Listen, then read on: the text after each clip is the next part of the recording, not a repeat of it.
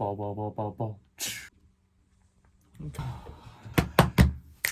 Success is stumbling from failure to failure.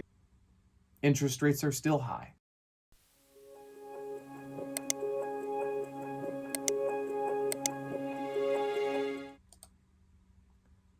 Hello, beautiful people. This is the Mendo Money Mindset Show. I'm your humble host, Raymond Habel, lifetime resident of Mendocino County, full-time realtor for the past 6 years, and a self-improvement enthusiast. I hope you're going to like this show. I know I enjoyed this show making it. If you've never tuned into this show before, this is called the Mendo Money Mindset. And that's because it is broken down into 3 separate sections. I, as a professional licensed realtor, will give you the quick and dirty, behind the scenes details on what exactly is happening in our market for real estate for Mendocino County. If you're curious whether home prices are up or down, this is going to answer this show. If you're curious if the days on market or how long these homes are selling, I am going to answer that question. If you're curious if it is tough for buyers to buy in this market, we're going to talk about it. The second piece is something that I enjoy, and that's the money piece. And that's because money does solve money problems. I enjoy and like to share tips, tricks, tactics, mental frames, and strategies to talk about how to improve your personal finances. And finally, we end with mindset. Because if you think the way I think, and if you feel the way I feel, then you know no amount of money on this beautiful blue dot will give you any permanent happiness. As it said on the cafe of a South Carolina shop, written on the walls, it said, happiness is an inside job. Hope you're doing amazing and well. We will be talking, it is October as of the recording of this call, about September's real estate data. If you're listening to when this comes out, it's a little bit chilly. We're finally starting to get those cool mornings, although it should be supposedly warming up a bit. But I personally enjoy it. If you can see me, not through the radio, but through our YouTube, you will see I'm rocking a hoodie. This is my favorite time of year. This is where harvest season comes about. This is where it gets a little bit cooler and we start having the nostalgia of a warm fireplace, a warm cup of tea, and the beautiful wet leaves of all sorts of autumn colors on the ground. It's pretty beautiful. But getting right into it, let's jump into the Mendocino market update. Now, if you've never heard one of these shows before, we do with our team, with NorCal Properties and Lux Places, a comprehensive 6-page report that goes through each of these graphs, data sets, and gives our opinion about what's happening. And it's absolutely free. If you want to see the pictures like I am seeing them right now, just reach out to me. A couple of big things for this show. We actually now have an email. So if you have any inquiries about this market update specifically, any real estate questions, how much is my home worth, Raymond, I have some insights, or wanting to move into the area, you can email mendommoneymindset@gmail.com. mendommoneymindset@gmail.com. To get right into it, we're going to be looking at 2025 data. Looking at our real estate data, we like to compare apples to apples. And what does that mean? Well, typically we will compare YOY, or year over year. So we'll be comparing September with last month, how we did for August, and then we'll also be comparing with September of last year. Going through the first metric, we have our for sale active inventory. Currently, as of the time we made the report, there were 433 homes actively on the market. This is a 27% increase year over year. We have 27% more homes for sale right now than we did in 2024. Sold homes. We have 52 homes sold for the month of September, which is down 10% month over month. However, marginally up 2% year over year. Finally, we compare pending homes. If you don't know what a pending home is, that is simply the escrow process or the handshake between buyer and seller that then begins the 30 to 60 day process for the home transfer, buying, selling. With the pending homes metric, this is a good leading indicator on next month's sold inventory. This month's pending turns into next month's sold. A pretty cool stat. 58 homes as of the time of this report were currently in escrow, which is a 26% bump from last month in August and a marginal 5.5% increase last year. Now we go into price per square foot. So this is a good metric. Without me seeing your home, without me walking through it and pulling up sold homes in that neighborhood to compare to yours, how can I answer the question, which seemingly I get every single day, which is, Raymond, how much is my home worth? And this is the best way to answer it. This is what we call our sold price per square foot. We take all the homes that's sold for all the dollars in Mendocino County, and we divide it by all the square footage, and this gets us a good trend basic data set for us to see our prices going up, going down, sideways, etc. It'll be safe to say that this is the fourth month in a row where we've had a consistent drop in price per square foot since the high was set in June 2025. We're now currently at $286 per square foot, which is a 12% decrease month over month and a 16.1% decrease year over year. We are selling homes for over 15% less than we did in 2024. Very interesting. Next, we have days on market. Days on market is how long between we putting the for sale sign up to when the keys are exchanged. How many days does that take? In a seller's market, it's usually very hot, very quick. These homes don't stay on the market long, and those will have a shorter days on market. With the buyer's market, where we have more buyers in the marketplace, sellers' homes sitting for longer, we will have that days on market increase. Currently, for Mendocino County, the average days on market for the entire county surpassed 130 days, which is a 57.1% increase year over year. Finally, we go into active prices and sold prices. This is I love this graph right here, especially for the active prices, because this tells me where is seller optimism. Because we can set any home at any price. We can set it for $1 million, $10 million, $100 million. Now that will gauge to me how excited these sellers are and how optimistic they believe their home is worth.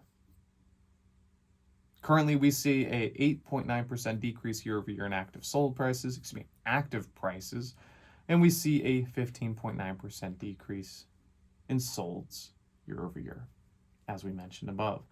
Months of inventory, this is the final metric we look at as licensed realtors, as people in the know when it comes to real estate.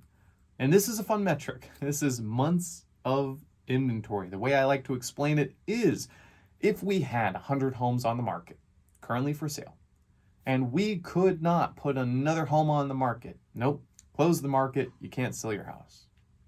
How many months would it take to sell all 100 homes?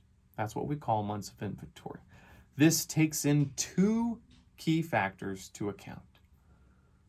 This takes the number of homes currently on the market, and then divides that by the days on market we currently have. Currently, right now for Mendocino County, we have 8.3 months of inventory, which is a 25.6% increase year over year. Finally, interest rates, they're jumping back and forth, so I'm not even going to quote them verbatim on what the report is because they've probably changed by now. But we're seeing anywhere between mid sixes to low sevens at this point. Now, for sellers, what does this mean? Now, it's not all doom and gloom, and the sky is not falling. Yes, prices are down 16.1% year over year. However, in some areas during post-COVID, we had a 20 to 30% gain in 1 year for areas in Mendocino County. So if you think about it, yes, we're coming off of a high. If you want to visualize a graph, we have tipped up like the roller coaster. We've already gone to the tippy top, and now we're starting to coast down. Are homes still selling for more than they were pre-COVID? Yes. Is now a good time to sell? It really depends. Let me put it this way. I have yet to meet a seller that only sells because of price. Think about it. Unless your home's suddenly tomorrow worth $1 bazillion, there's always other contributing factors. There's people that are moving. There's people that need new homes and bigger homes for expanding family. There are people that need smaller homes. People getting divorces. There's death in families. All of these contributors inform and bring to the table the option of selling. So if you have a situation where it makes sense for you to sell, not including the money side of things, then you can sit down with a professional realtor, you can get a game plan, and then you can talk about how to best pitch this in a way where you're still getting the most in your pocket. I'm telling people right now, I'm sitting with a number of clients. We are in October. A lot of my sellers are making the final push before holidays and end of year. And I'm telling them now is not the time to be stingy. Now is not the time to price your home for 20% above market value and wait because you think the right buyer will come. That is possible. It does only take one buyer, but that is a low probability play. And what I'm seeing right now is record expirations, expiring listings, meaning they're coming off the market, which means they have tried to sell. And they were not successful in that approach. So if you're thinking about selling, talk with a competent realtor. Talk with someone that's done this before, that's sold homes in this area. And understand the marketing plays, the pricing strategies, the buyer demographics that you will be going after that they can sit down and consult with you with. Because at the end of the day, I view myself as a professional consultant. I like to say I don't know many things, but I do know a few things very well. Real estate happens to be one of them. For buyers, now is an awesome time to buy. With increasing inventory and days on market, now is a great time to be making good offers that make sense for you, but buyers beware. Interest rates are still high. Do not go into a home thinking that you can refinance in 3 years and all will be fine back at 3% interest rates. Buy the home with the current interest rate that you can currently support with your finances and lifestyle. So that way you will never have to refinance. Now, yes, keep the option open, refinance if you want. You know, with the new saying is date the mortgage rate, but marry the home. But I don't want you to rely on the future bet that interest rates will go down. Buy something you can afford now. Then if interest rates go down in the future, allow that to be a pleasant surprise. And that concludes our real estate section for the Mendo Money Mindset Show. What did you take away from that? What was interesting to you about the price per square foot? Do you believe the market's finally going to spiral down into the recession, I'm using air quotes, that we've all been waiting for? Do you think that this winter will particularly slow things down? But Raymond, don't worry, spring will pick things back up. Are you feeling optimistic? Do you think this is just a blip and, with inflation and with the feds making their cuts, interest rates are going to go down sooner than we think and prices are going to be on the rise again? Let me know what you think. What's your 1-year outlook based on this data? Next, we're going to go into the money portion of the show. And this is fun for me because this is going to be talking about a money myth. And we're going to be basically debunking a money myth, which is super fun for me. And the money myth that we'll be talking about today is it is too late to fix my finances. We're going to be talking about some strategies, but we're going to be embedding these strategies in 3 separate stories. We're going to be talking about Sarah, the 28-year-old marketing professional, but we'll also be talking about John, a 35-year-old software engineer, and finally, Lisa, the 40-year-old nurse. We're going to be talking about these stories and how they can relate to you, and how in each of these situations, someone came out of debt and someone was able to move forward with their life despite the odds being against them. Now, first, let's talk about this money myth. It's too late to fix your finances. Now, where does this come from? How does someone accept this belief? Now, in my personal experience, this is not something you loudly shout to yourself in the mirror. This isn't saying, Raymond, I've thought this through, I've written these things down, I've consulted with my CPA, and you know what? It's too late to fix my finances. That's not usually the conversation I have. The conversation I usually have is, Raymond, I've never thought about it.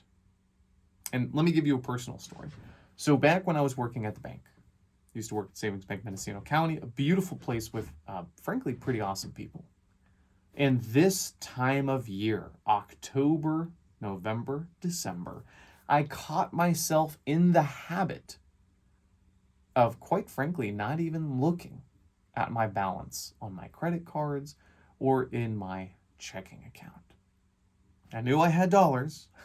I knew I had enough to pay rent and enough to pay utilities, but I purposely was not looking because it was almost like out of sight, out of mind. I didn't want to see what was going on. And one of the ways I did this for me personally is I masked it with busyness. I was so busy doing this over here, and then I was so busy running over here and doing this, and then I got so caught up in helping pay the bills over here that I never had the time, again using air quotes, I never really made the time to sit down and actually look at my finances. Now, if you were to sit down with my past self and we were to get a cup of coffee and you were to ask me, Raymond, why was it towards the later part of the year you almost purposely put on your blinders so you did not look at your finances? And if you were to give me a moment of reflection so I could actually think this through, because guaranteed I wasn't thinking about this. I was so caught up in the, quote, busyness of life that I did not even pay attention that this could be something I could fix. I would tell you, well, it's October. We're almost about to hit winter. It's just about the holidays. Let me do this in January. Right? Have you ever heard that? Is the person sitting in your chair the person that's told you that before? Is the person in the mirror you see every morning that same person saying, let me just wait until January? Now, why do we wait until January? Well, that's the perceived, hey, we're going to fix things. We're going to make New Year's resolutions. Post-holidays, I'm going to fix it. I'm going to lose weight and get more money. But what if I were to tell you that making the fix now will not only help you when January comes, but it will help you immediately. And I am talking immediate for the last 2 months of the year. It is never too late to go down a different path. A famous saying says that the best time to plant a tree was 40 years ago. The second best time is to do it today. So that is the money myth. Now, how do we fix it?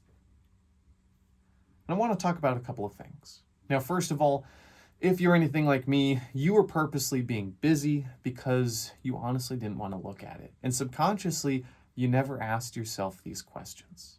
You never actually sat down and said, what do my finances look like? What's my commitments before the end of the year? If I've already made goals, how am I doing in comparison to those goals? So just for a moment, I want us to ask a couple of key questions.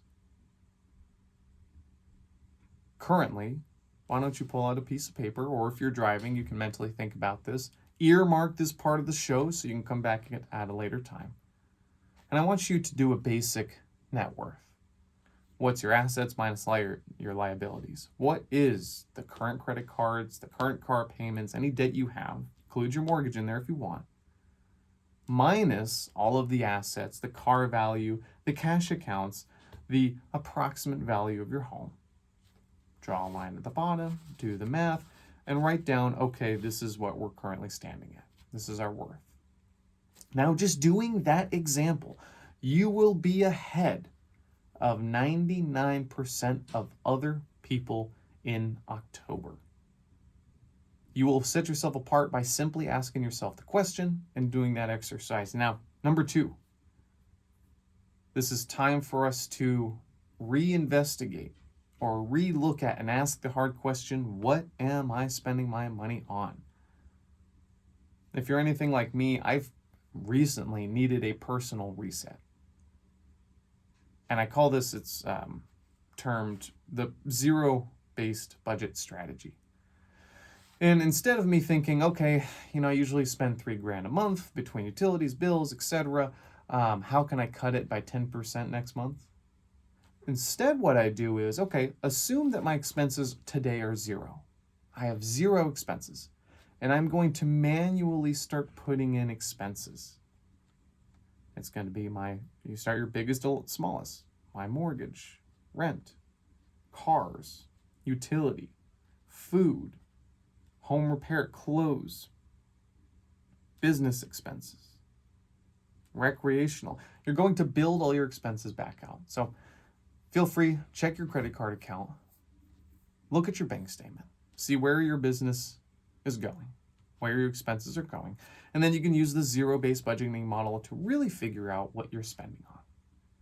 From there, it's apparent where you can make 1 to 2 tweaks to fix your finances, and you can begin in October to set yourself up for not only a phenomenal January, but for an amazing November and a phenomenal Christmas season, December. Now, let's go to these 3 people. Let's talk about the stories here. Now, if you're reading along with me, there's a wonderful article, medium.com, and it says, Mastering Personal Finances, Real Life Stories of Success. We're going to quickly go through these, each one, and try to distill the nuggets that we find along the way. First, we have Sarah. She's a 28-year-old marketing professional who lives paycheck to paycheck. She decided to take control of her finances after her friend introduced her to the concept of budgeting. She hadn't really focused on that before. She knew that her money went out before she could even blink an eye. So she started tracking expenses. She did this with a free app. She did this with a spreadsheet. She did this with pencil and paper.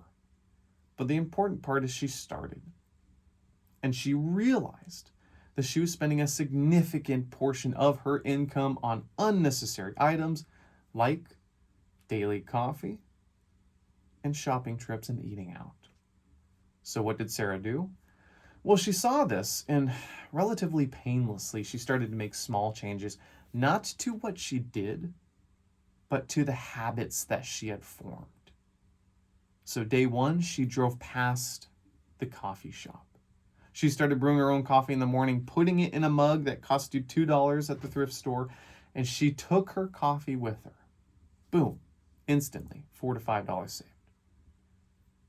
After she started cooking at home, doing less shopping trips, being more intentional, these slow habit changes, she was able to save $200 per month. She ended up investing this personally, and she ended up seeing these investment accounts grow. After she saw the success of these accounts grow a little bit here and there, $200, it's not a lot. That gave her the reinforcement that she was doing the right things. And not only did she build her investment account, but she finished building her emergency fund. Next, we have John. John was a 35-year-old software engineer, and he was buried in student loans and credit card debt with a hefty mortgage, making a great income, but he felt like he was drowning every single month. He said, "I cannot go down this path anymore." He would never achieve his financial goals, and so he decided to take his debt head on and make a debt repayment plan. First, he started prioritizing the highest interest rate debt first and making extra payments each month.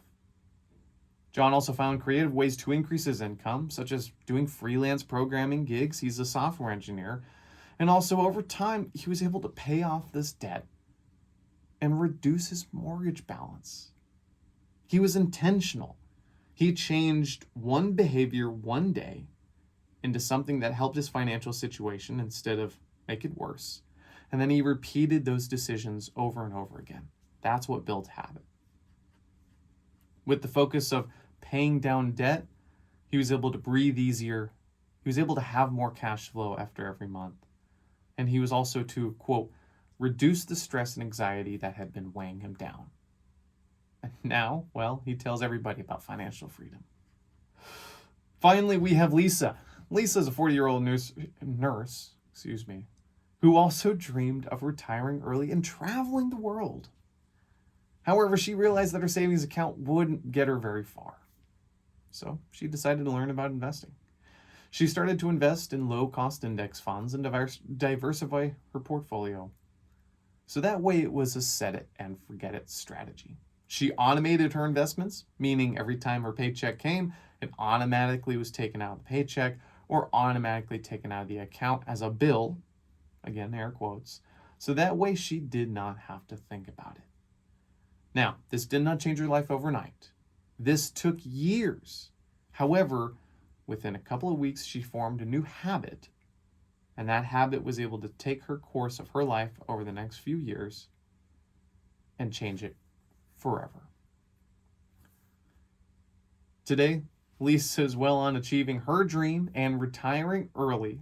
Her investments have not only grown significantly, but also they've given her a passive income stream. She's now a testament to the fact that patience and a solid investing strategy can build anyone wealth over time. These real life stories illustrate personal finance isn't reserved for the wealthy or for those with a background in finance. It's a journey that anyone can embark on, regardless of their current financial situation. Quote, whether you are trying to beat or break up your debt, save for a dream vacation, or secure your retirement, taking control of your finances is within your reach. What did you think about that? Whose story did you resonate with the most? Are you like Lisa, wanting to give your future self a better life? Or maybe you're like John, who couldn't breathe. He had so much weighing him down, and he was able to change the course of his life. Or maybe you're like Sarah, who's just tired of living paycheck to paycheck and wants to be able to have something, an emergency fund, a retirement that she can lean on in future years. To recap this portion of the show, ask yourself the hard questions. Especially in October, you're going to have 2 months ahead of everyone else. And you're going to have 2 months ahead of yourself if you start today. Look at your finances. What are the easy fixes? What are the coffee trips you can skip? What is the home meals you can cook? What is the going out and shopping you can change? To give yourself the gift of financial security down the road. If you have any questions or if you want to share your story on the Mendo Money Mindset Show, please email. Now we have that email, themendomoneymindset@gmail.com. Give me your thoughts. If you want to be shared anonymously, that is perfectly fine by me. Give me your struggles, your story, maybe your wins when it comes to personal finance or something that's interesting to you. Is there anything about this? Did any of these resonate? Did these stories reach to you and give you the pause you finally needed to take a look at your situation? To be conscious and aware to ask yourself the hard questions. And then to make small habit changes to change the direction of your life. Finally, we're going to be talking today for our mindset portion on failure. Failure is pretty amazing, and I want to quote from the famous Winston Churchill. It says, "Success is stumbling from failure to failure with no loss of enthusiasm." Success is the stumbling from failure to failure with no loss of enthusiasm. I tell you what, that's easier said than done. When you're in the trenches, it's a bit tough to go from failure to failure with still having a smile on your face. But we're going to be talking about how failures are useful, how you can have them implemented in your life in a way that improves it. Dave Ramsey says that success is standing on top of the pile of failures you've had over your life, whereas true failure is being weighed down and crushed under them. We're going to talk today about a fun little fact. So I have a lot of good ideas on this, and that's because I am a personal expert at failure. I have failed often, and I will continue to fail. And I've learned ways that help me mentally dust myself off and continue to walk forward. But we're going to talk tactics for a second. We have a wonderful article here from Harvard Business School, and it says, failing well. It's not a matter of if we fail. We're going to fail. But it's a matter of how well we can fail. Ray Dalio, the famous financier, the gentleman who started and had one of the largest finance, I'm trying to think, it's Bridgewater. He had one of the largest Goliath economic companies handling pensions for governments. So he knows a thing or two about money. He also is a novice philosopher, which I enjoy. And he says, pain plus reflection equals progress. If you take nothing from the show today, remember that one sentence. Put it on your bathroom mirror. Tattoo it to your forehead. Pain plus reflection equals progress. Going back to this article in the Harvard Business, How to Fail Well. Number 1, it says, foster self-awareness. It says here, failing begins with awareness. It's an important trait for leaders and team members, but anybody that they can reflect on their mistakes and help eliminate personal biases to allow a more rational analysis to see what actually went wrong. Now, here's a bad way to do self-reflection on a failure. Let's say I wanted to save $100,000 in my bank account this year, and let's say I saved 30. Okay, bad example. Gosh darn it. You know what? The market just wasn't good this year. You know what? if only I had the right clients that had reached out to me, I could have gotten more business. You know what? Inflation ate my finances up. I mean, oh my goodness, look at eggs right now. There's no reason that it was my fault. That's a bad example. Here's a good example of self-awareness. Okay, so what really happened? Well, the market was a bit hard this year. Okay, well, if I really think about it, I could have actually pivoted my business model, and I really didn't do that until, frankly, it was too late. Or, with inflation going up as it has and the prices that have changed, I really should have looked at my finances earlier to see where I could have maybe cut some things out that weren't really necessary sooner. Or, looking at the numbers, my savings rate per month, which I should have been tracking, it just wasn't on par for my commitment to have that $100,000 at the end of the year. Do you see the difference? One of them advocates for your personal wellness and make you feel good, but then it says, no, everything's everyone else's fault. Whereas the other one takes responsibility and says, it was probably my fault. I probably screwed up at some point. I wonder where that was. Getting curious, being unbiased. Number 2, this one says promote organizational transparency. This is for more like teams. It says everyone to learn from their failure instead of the burden of one individual to blame.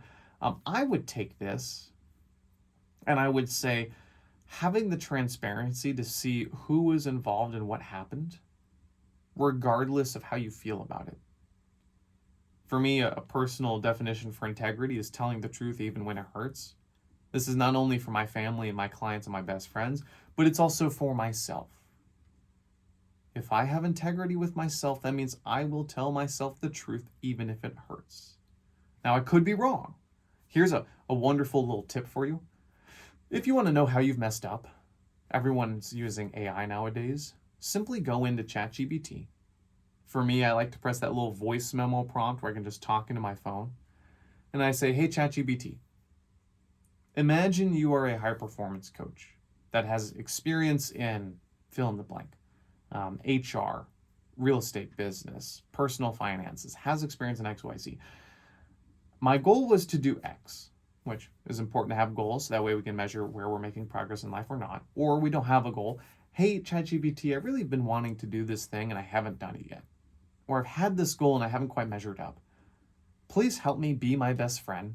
Give me the honest critiques. Give me the pat on backs when necessary, but give me where you think this truly went wrong. And then allow it to give you answers. Now, it'll only be, probably in my experience, 60 to 70% accurate. However, this will then start the thinking conversation in your head of, oh, wow, okay, it gave me 6 points. I think 4 of them are really the ones that, if I'm honest with myself, my gut feeling, those are how I messed up. Like, I think that is it. And I think that one on number 3, I think that's really how things went wrong. Number 3, now that we've done this, so first of all, we've identified how to think of a failure. We've identified how to take out the bias, how to realize what happened. Maybe ask a good friend or ChatGPT to give us some unbiased, real truth answers. Now what are we going to do with this? And we're going to implement a prevention plan. So how are we going to make sure this does not happen in the future? Well, you know what? I didn't make my savings goal, so you know what I'm going to do? I'm going to relook at my bank account. I'm going to check it every single month or every single Sunday, and I'm going to see what my savings rate is, or I'm going to have all my finances, every paycheck, and I'm going to have my savings, and that's going to automatically come into the bank account over here, and I'm not even going to see it. Out of sight, out of mind. I'm going to forget it's there. Or, I'm going to increase my income. I'm going to do a side hustle. I'm going to flip furniture on Facebook. I'm going to ask for a raise at my job so I can increase my savings. All of these are the prevention plan you can put in place so you don't have to live the same mistakes again. Failure isn't doing something wrong, because we all do something wrong. Failure is not learning from it. If you do something wrong and then do it again and again and again, like I've done in the past many times, that's what Dave Ramsey calls being dumb. That's the definition of insanity. That's not the path we want to take. So, what are some things that you're thinking of? Maybe some letdowns you've had recently. Maybe some things that caught you blindsided that you really believe shouldn't caught you blindsided. Here's a wonderful tactic that I implement for this. And I'm actually going to go over here. We as a business have a document, a blank document we fill out every single time we have an issue. And it's called the issues template. And what this template does is it writes down, when did the problem occur? What happened with the problem? Who found the problem? For our business, was the problem client facing? If it was, how did we make it up to the client? And then what processes in place that we currently have can be adjusted so we don't make this problem again. I had my wonderful virtual assistant.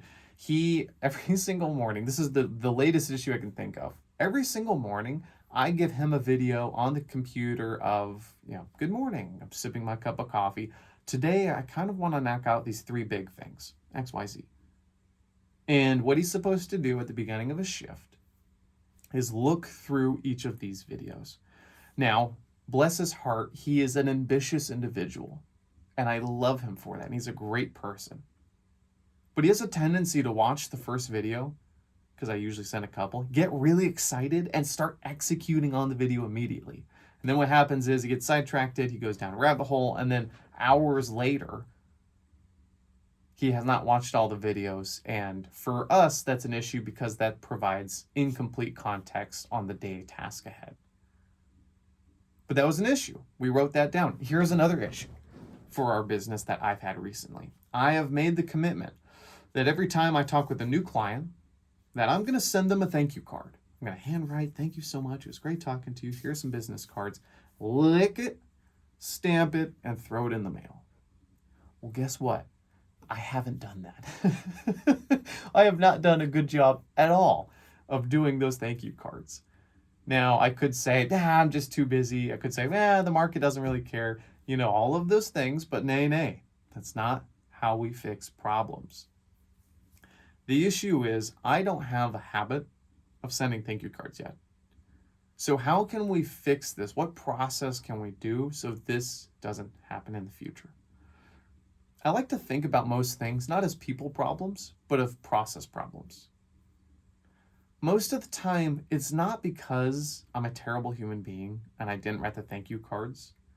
It's mostly because I have other habits, other systems that currently conflict with the current system I'm trying to implement.